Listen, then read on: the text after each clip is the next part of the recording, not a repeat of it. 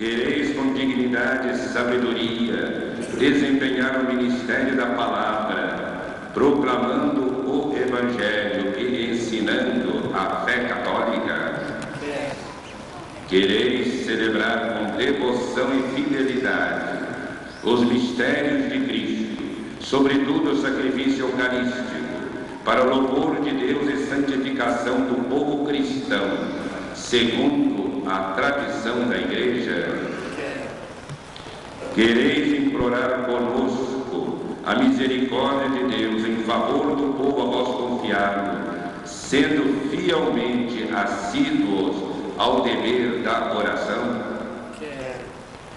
Quereis unir-vos cada vez mais ao Cristo, sumo sacerdote, que se entregou ao Pai por nós, e ser com Ele consagrados a Deus para a salvação da humanidade.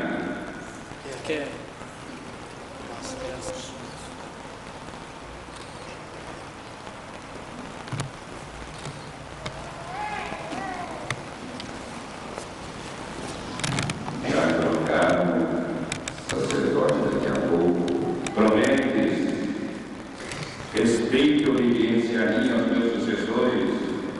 Deus que te inspirou esse bom propósito te conduza sempre mais à perfeição.